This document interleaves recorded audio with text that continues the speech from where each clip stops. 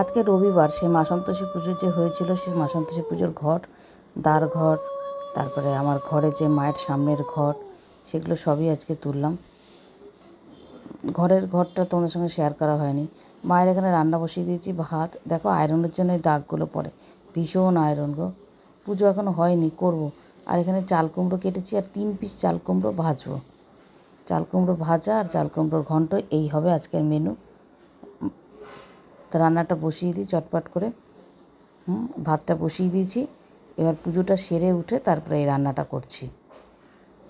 মাকে খেতে দিয়ে দিলাম। মা আবার এদিকে খেজুরটা খায়নি, সকালে খালি পেটে মাকে খেজুর দিই, সে খেজুরটা খাই না। আমি বললাম খেয়ে নাও খেজুরটা, তাই খেজুরটা দিয়ে খাচ্ছে। এই দেখো চাল কুমড়ো ভাজাটা, দাঁড়াও, তলায় মনে ঢুকে গেল। আর একটা কোথায় গেল? ছোট্ট বাটি তো, হাতাটাও ঢুকবে না আমার, এই আঙুল দিয়ে আমার ইচ্ছা করে না, আর উপায় নেই, তাই এই দেখো। আর এখানে অন্ন হয়েছে, আর এই আজকের মেনু। এখনও মায়ের মুখে কিন্তু খেজুর আছে, খেজুরটা খেয়ে তারপর অন্নটা খাবে। এর ফাঁকেই আমি কয়েকটা শর্ট করছিলাম, দেখো শর্ট করতে করতেই গেলাম, যেই কারণে সিংহাসনের লাইটটা জ্বলছে।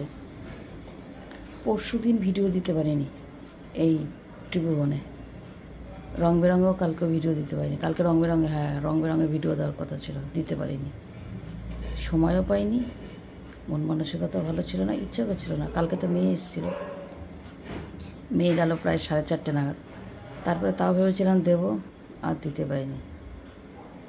মানে শরীর খারাপের থেকেও বড় কী বলতো, মনটা। এমন কিছু কিছু জিনিস আছে যেগুলো অন ক্যামেরায় আমি চাইলেও শেয়ার করতে পারবো না, আর দরকারও নেই।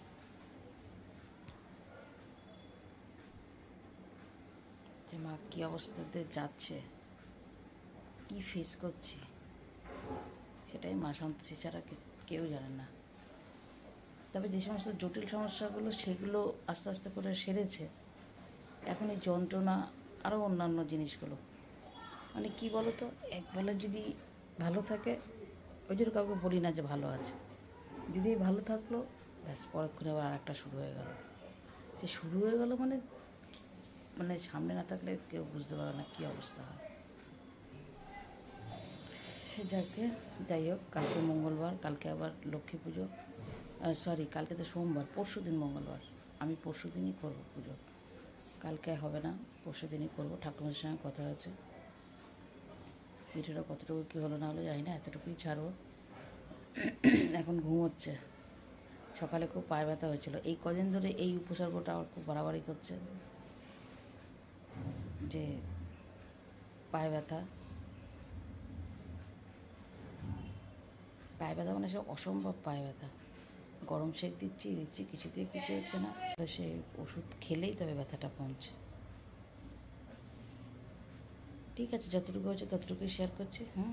আজকে সকালে তো প্রচুর বৃষ্টি হয়েছে, সারাদিনই মেঘলা, জামা কাপড় ভালো শুকোচ্ছে না। তারপর মায়ের তো জামা কাপড় একটু বেশি বেরোয়, তোমরা জানোই, বয়স হলে যা হয় বিছানায়, সেই সমস্ত জিনিসগুলো হচ্ছে। সেই সমস্ত জিনিস ধোয়া, বারবার নাইটি চেঞ্জ করা, এগুলো তো মানুষ ছোটো হয়ে যায়, তাই না? ঠিক ছোটোর মতনই সব কাজকর্মগুলো করে, তোমরা বুঝেই নাও।